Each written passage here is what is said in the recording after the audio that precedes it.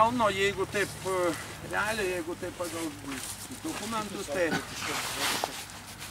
ant šito kalno stovėjo patrankos, buvo užridentos, kurios turėjo apginti, jeigu Rusija būtų apšaudyta. Statyti 3 tiltai, reiškia pontoniniai. Ir buvo, kad tos patrankos, reiškia, apgintų perkelą. Kuo ta perkela yra svarbi? Jeigu taip karinį istorinį paveldą paėmus, tai svarbu tai, kad vis dėlto tai sugebėta 3 tiltus tais laikais sugebėta padaryti per vieną naktį. Jo, tai čia buvo iš vis, tai buvo paruošta, tai buvo organizuota, kad viskas buvo atvežta ir prasidėjo, kai sakoma, žinoma, buvo didžiulis entuziazmas, sakysim, kai Napoleono kariuomenė priartėjo, buvo duotas įsakymas, tai Lenkų ulonai nieko nelaukia, plaukė su žirgais, reiškia, per Nemuną kėlėsi, reiškia, kad, jau prieš tą Rusiją. Toliau, anoj pusėje Šančiai, tai buvo Baibokų kaimas. Ir iš anos pusės valstiečiai buvo atplaukę šiandien, reiškia, kad irgi padėtos Napoleono kariams, reiškia, persikelti per Nemuną ir taip toliau ir taip toliau. Tai visi Napoleono laukia su gėlėm čia praktiškai? Praktiškai su gėlėm, nes ypač pradedant 10 metais prasidėjo labai didelis jaunimo judėjimas per sieną į Lenkijos karalystę, nes čia tuo metu buvo Lenkijos karalystė, kurioje plus irgi buvo dar toks dalykas panaikinta baudžiava, ko Napoleonas nepadarė didžioji Lietuvoje, vadinkime, anoj pusėje įėjęs. Ir lietuviai tikrai laukia Napoleono su išganimu, kad jisai vienu žodžiu išvaduos ir vėl bus atkurta Lietuva. Vieni laukia Lietuvos, kiti laukia, kad prisijungs prie Lenkijos karalystės, bus atkurta Lenkijos karalystė savo ribose pagal 1792 metų sienas. Tačiau šito dėja nebuvo. Napoleonas netgi nepaskelbė Lenkijos karalystės atkūrimo aktą. Pasibuvo tam tikras nupaišymas ten tos valstybės, kaip Lenkijos karalystė, tačiau tai buvo ne kaip tautinė valstybė, bet tai buvo kaip prancūzų satelitinė valstybė, buferinė valstybė prieš Rusiją. Jeigu būtų jam pavykę ten, sakysim, sudaryti taiką su Aleksandru ir būtų jam paliktos tam tikros žemės iškovotos iš Rusijos imperijos. Tai Napoleonas persikėlęs per Nemuną, jis jau nesutiko jokio pasipriešinimo, nes rusai prieš dieną jau buvo palikę Kauną. Jis jau galėjo laisvai. Tik tai kazokai ten, kazokų eskadronas jodinėjo, darė tokią vaizdą, kad jie saugo sieną, bet realiai Rusijos kariuomenė jau buvo pasitraukus iš Kauno į Vilnių ir Aleksandras jau žinojo visą tą eigą, praktiškai jeigu tai paėmus, tą visą karo eigą 1812 metų, ji buvo dar sukurta 1807 metais Bagration. Reiškia, carui Aleksandrui šitą visą strategiją, kad atsitraukt, naikinant viską ir paskui Napoleonui duot mūšį, reiškia tokį generalinį, jį išvarginti, plius kurti partizaninius būrius, naikinti jo visas tas maisto bazės ir taip toliau. Įsiviliuoti į Rusijos gilumą, ne? Jo, ir tokiu būdu jie ir taip praktiškai vyko. Plius, šitas karas, sako, galėjo ir neprasidėti, nes yra tokia vėlgi legenda ir istorija, prisiminimuose rašo tie jo generolai. Kaip Napoleonas šią apjodinėjo Nemuno pakrantę, reiškia, iš ryto ir iššoko iš Rūgių kiškis. Jo arklys pasibaidė ir Napoleonas nukrito. Bet jis vėl užsėdo ant žirgo ir toliau jojo. O jis kitąsyk netgi mūšio nepradėdavo, jeigu jis, sakysim, paslyzdavo, nukrisdavo tenais ir taip toliau. Šį kartą jis... Prietaringas buvo. Nu, nežinia, bet šį kartą jis to prietaro nesilaikė. Nors pasirodo, tas prietaras, jeigu vadas nukrito, tai mūšis neprasideda. Nuo Romos ten imperatorių laikų tas buvo. Reiškia, toks prietaras. Tai va. Nu, Kaunas jį pasitiko gana ramiai negu Vilnius. Ir čia nebuvo jokių ten ovacijų, jokių gėlių ir taip toliau. Praktiškai Kaunas labai didelę netektį gavo. Dėl to, kad vienas dalykas, tai pavyzdžiui, Vytauto bažnyčiai buvo įrengtos arklidės. Reiškia, arklė buvo. Buvo nusiaubtas Pažaislio vienuolynas. Nu ir taip toliau, jie čia labai pasišiukšino prancūzai. Nu ir jiems pirmi žingsniai iki Lietuvos teritorijai buvo nekokie. Praktiškai per pirmas dienas krito apie 10 000 arklių. Dėl to, kad labai pasikeitė oras, prasidėjo kruša, o pas jį buvo vis dėlto žirgai iš pietinių valstybių, kuriem nepratę prie tokių klimato sąlygų. Nu, ir vienu žodžiu. Taip, kad esmė, šitą galima tik tai kaip karinį, istorinį tokį paveldą, inžinerinį, kad va, tokia tais laikais operacija, perkelti vis dėlto 120 000 ten karių per vieną naktį ir taip toliau. Tai čia yra, genialus dalykas ir taip gana tikrai padaryti. Tačiau Lietuvai jisai nieko gero per daug nedavė. Davė tik emocijų kalną, o rezultate jis netgi, kai buvo sudaryta Lietuvos laikinoji vyriausybė, Sapiega jį vadovavo, jis paskui nušalino ir Hagentorną pastatė olandų generolas, savo gerą bičiulį, reiškia, kad jis nepasitikėjo vietiniais bajorais. Va. Nu ir žinoma, bajorai irgi valstiečiai pradėjo nepasitikinę, dėl to, kad vienu žodžiu prasidėjo plėšimai, žudimai vietiniams gyventojų ir taip toliau. Bet čia jau kita istorija. Maistą atiminėjo turbūt visą. Kas? Maistą atiminėjo, sakau. Taip. Va. O kas liečia dabar tą karinį istorinį paveldą, tai Lietuvių karo istorijos klubas prie Vytauto didžiojo karo muziejaus 92 metais buvo padarytas toks bandymas, buvo atvažiavę iš Rusijos karo istorijos klubai, apie 100 žmonių. Jie čia buvo perkelti su valtelėm.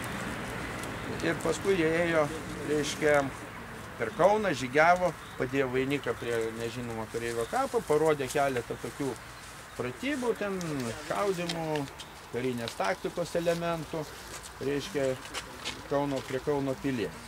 Antras toks labai gana stambus įvykis, tai buvo padarytas 97 metais, tada dalyvavo iki 200 žmonių.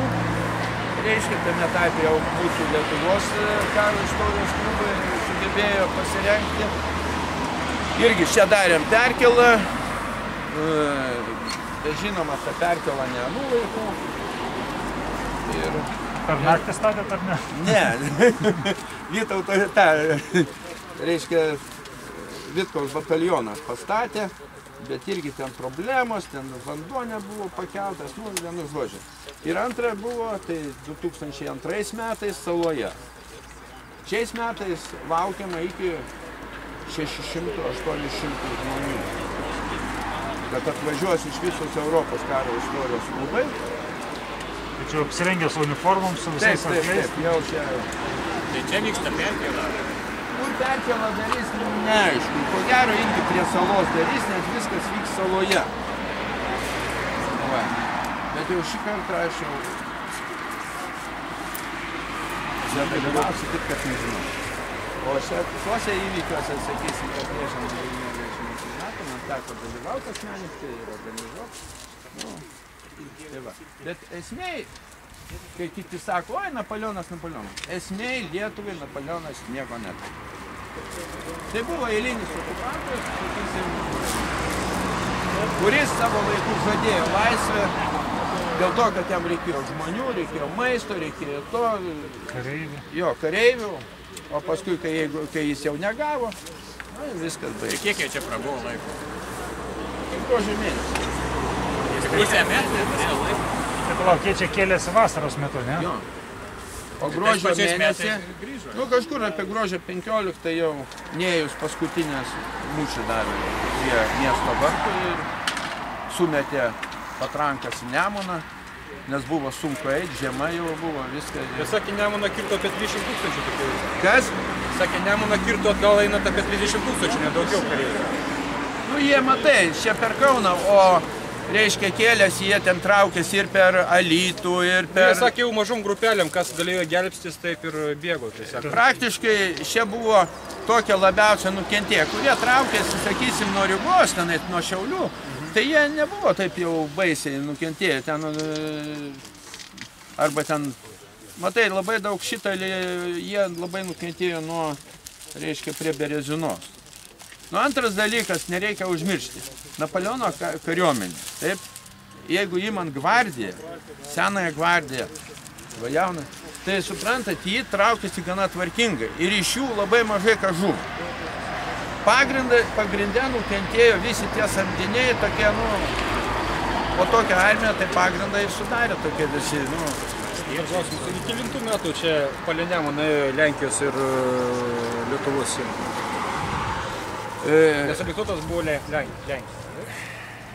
Matai, nu, Lenkija, kaip čia tau pasakius? Lenkijos, jeigu taip, ir dabar, grubiai sakant, tai čia yra, nu, pagal, jeigu bažnyčia... Sakė, čia ilgiausias tiltas, nes taip sujungdavo... Ne, tai čia iki 17 metų revoliucijos. Iki 17 metų čia buvo vienas atskaita, nes čia skaitėsi... Bet ten buvo Rusijos imperija čia. Rusijos imperija, bet supranti, va čia buvo Varšuvos. Skaitėsi karalystė ir taip toliau. Nors irgi buvo Rusijoje, bet čia buvo Varšuvos. Ir veikia čia kiti įstatymai. Pavyzdžiui, dėl to anapus lietuvių Nemuno. Lietuvių kalba buvo draudžiama, niekas jos nedėstė. Čia, prašau, buvo jau ir Marijampolėje buvo fakultatyviai dėstoma lietuvių kalba. Taip kad čia viski šiek tiek kitaip buvo. O laiko atskaita buvo kita. Reiškia, Rusija nebuvo priėmus naujo Grigorianų kalendoriaus, o reiškia, šiandien buvo pagal Europą, buvo kitas laikas. O jeigu tai paėmus, tai šiandien, reiškia, kai buvo pasidalinimas, Rusija, Vokietija, nu, tai tiksliau Prūsija ir Austrija pasidalino Lenkijos Lietuvos valstybę, tai čia buvo Prūsija. Bet paskui, kai Napoleonas užkariavo Prūsiją, čia ji buvo vėl prijungta prie Varšuvos karalystės. Tai va.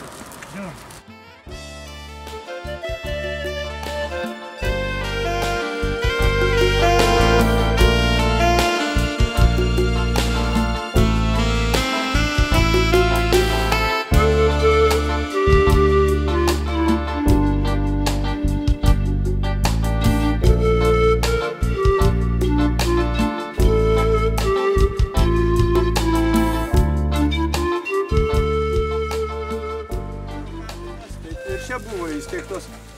Paskui vokiečiai pirmo pasaulinio karo metais, tai dabar jie yra labai gražiai sutvarkę anam pakrašty savo kapinės. Nu, kai vokiečiai išėjo, lietuviai pradėjo laidoti. Pagrinde tai čia buvo palaidoti tie kareiviai, kurie buvo po sužeidimų gydomi Kauno karo ligoniniai. Bet neišgydavo, ne? Nu, ir neišgydavo. Nepasisakė. Paskui, žinoma, kurie, ten sakysim, irgi tarnybos metu. Dievai ten yra, reiškia, tie tokie kapeliai. Dalis, reiškia, tų kareivių buvo perkelti iš Vytauto prospekto kapinių. Ten buvo irgi karių kapai. Dabar šiandien yra palaidotas reiškia,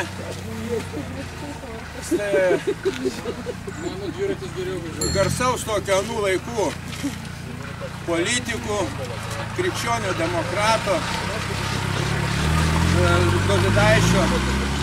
Stasio Dovydaičio brolis Vincas Dovydaitis. Tai jis buvo gimnazistas, reiškia, ir 19 metais, kai buvo susikūrė Šaulių sąjunga, tuo metu susikūrė ir moksleivių šaulių būriai. Jisai buvo to šaulių būrio vadas, jis mokėsi Aušros gimnazijai.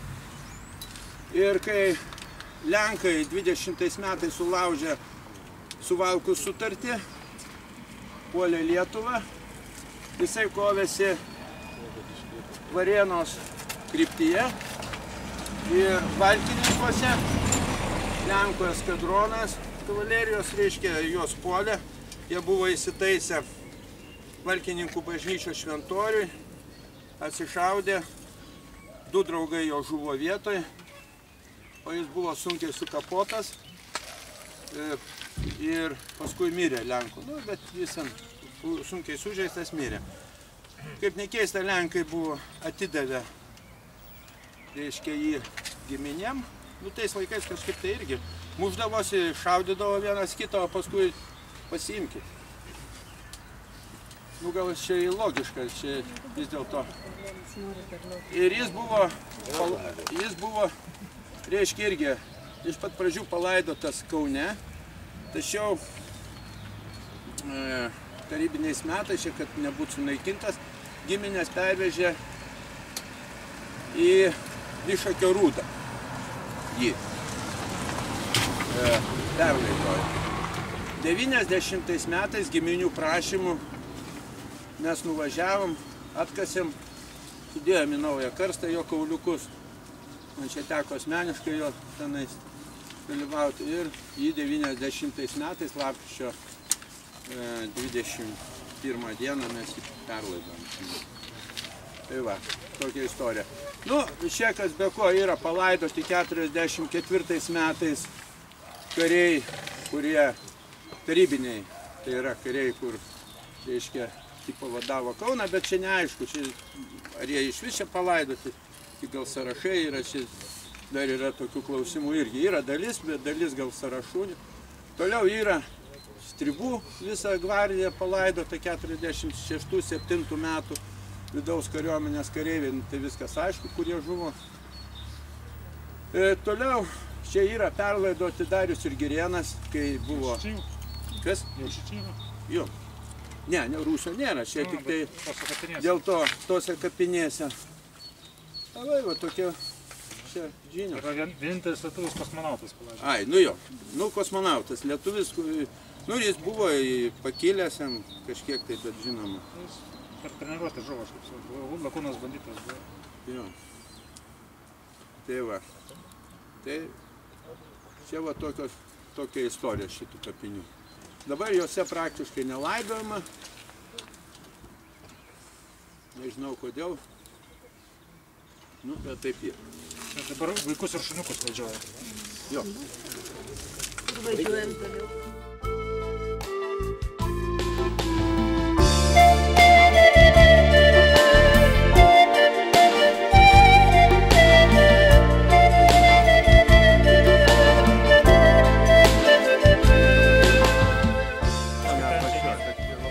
Susiglausti, kur gintis.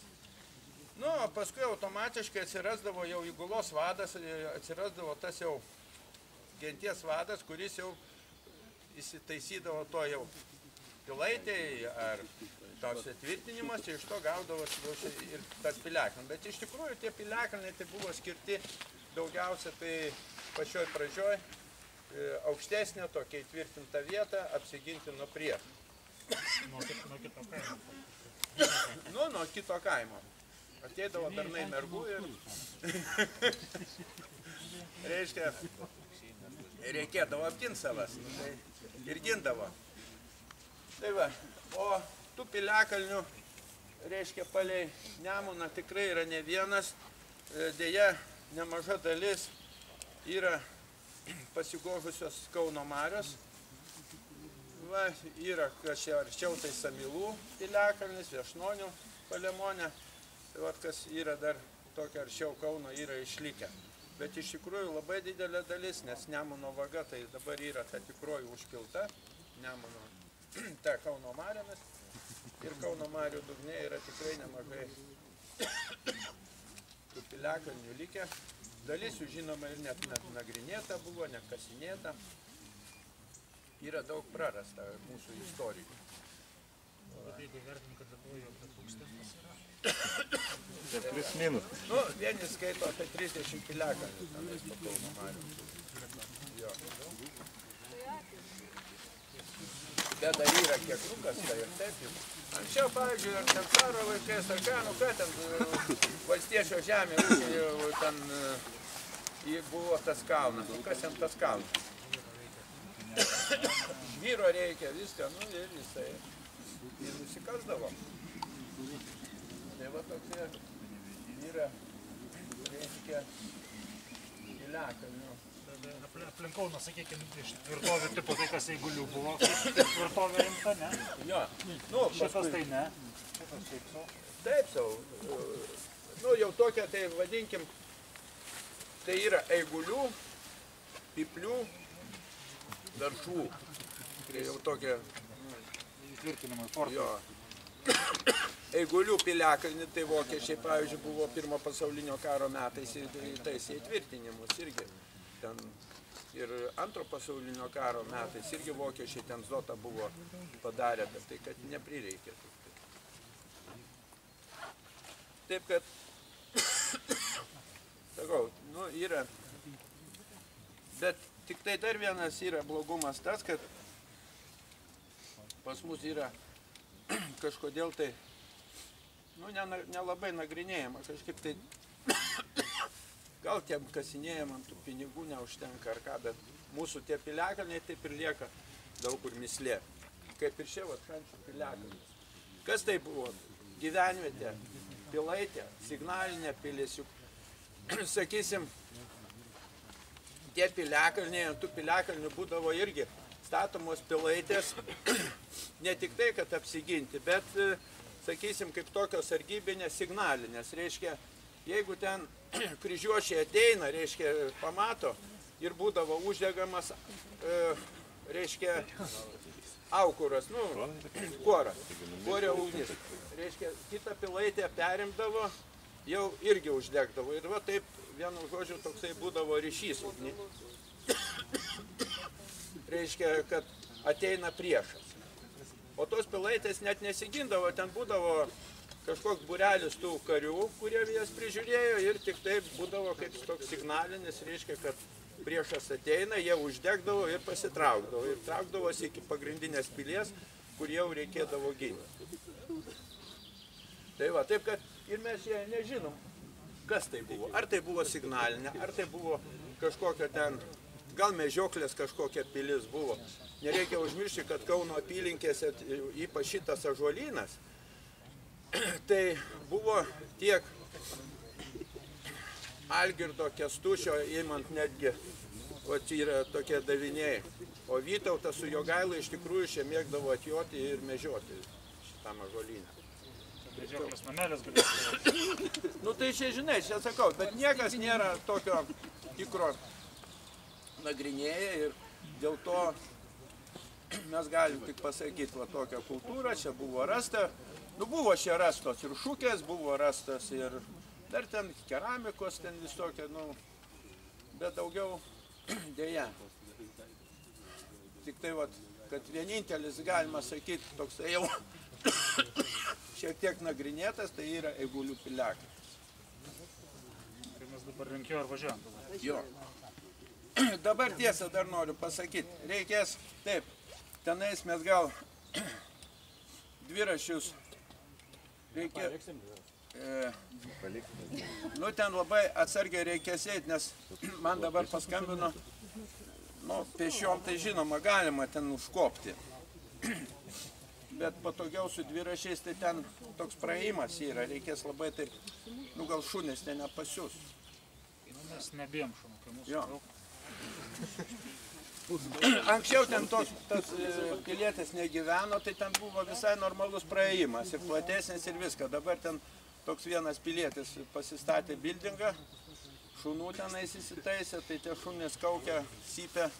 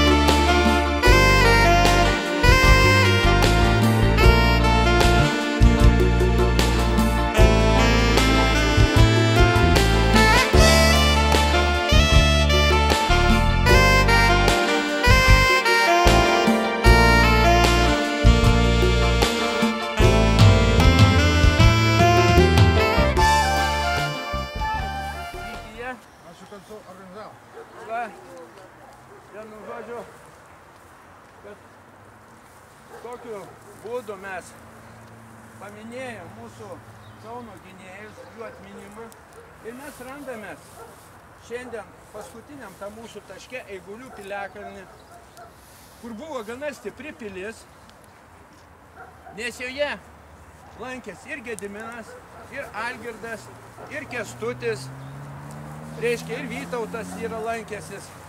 Ir 1382 metais, tai yra 600 dabar 30 metų, kad ši pilis irgi buvo sugriauta. Pagal viską gynėjai irgi žuvo, dėl to, kad Lietuvoje kažkaip tai buvo, kad vargiai iš pilies, ką nors kryžiuočiai gyvą paleido. Taip, kad šita pilis irgi šita vieta yra kraujo atlaisvė. Būdavo pasiūlymas arba nesipriešinat ir išeinat, arba neišeisit paskui nei vieno. Jo, bet jau automatiškai jų moterys, vaikai, vergais jau ten eidavo. Tai va, o dar vienas dalykas, būtent šiose apylinkėse, tada, kai prie Kauno pilies vyrė mūšiai, Algirdas su savo kariuomenė, su savo daliniu bandė kryžiuočius, reiškia, atitraukti nuo Kauno pilies, kad palengvintų Kauno pilies gynėjų dalę, tačiau dėja nepavyko, buvo įsklaidyta. Dar yra vienas toks faktas, bet ne čia, yra kur Eigulių kapinės, jau visi žinot. Buvo čia iš viso 2 kaimai, Eiguliai 1, Eiguliai 2. Ir gana senos gyvenvietės, datuojamos irgi 10-12 amžių, čia yra Kauno apylinkės, labai senai yra apgyvendintos. Tai va, ir ties tom Eigulių kapinėmis 1831 metais Prozoras buvo bandymas pirmas apginti, pulti Kauną, išvaduoti Kauną iš rusų. Ir ten įvyko kautynės, sukilėliai pralaimėjo dėl to, kad rusai jau žinojo apie jų ten visą buvimą. Ir, sakau, čia to vieta, to yra surišta įdomi ir to labiau, kad tos piliakalnis Kauno miesto teritorijų tai yra unikus. Matėt, buvom Šančiuose, toksai.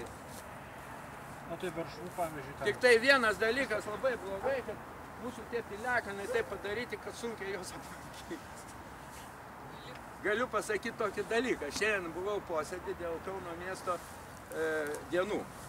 Nu ir išėjo kalba irgi apie tai, kad tokią idėją davėm, kad tą dieną 4 valandą bus uždegtas laužas Kauno pily, Kauno pilies gynėjų atminimų. Tai komisija palaikė vėlgi tokią mintį, kad ant Eigulių piliakalnio Nu, reiškia, ant Kauno piliakalnių bus irgi uždegti tuo momentu laužai. Tai įsivaizduokit, čia dabar nesimato, bet Kauno pilis matosi, Garšvos, jeigu užsidegs laužas matysis ir matysis Marva. Tai čia yra unika. Tai va, dėkui Jums, kad mes čia atvažiavom, gerai, kad buvot ir dar toks vienas įdomus tiesa faktas. Pasakoja apie šios dienos žygį, a miesto muziejaus direktorė klausė, o kur randasi Eigulių piliakalnis? Ne, tai jūs ne muziejaus direktorius. Reikia pas Jums atvažiuoti. Tai va,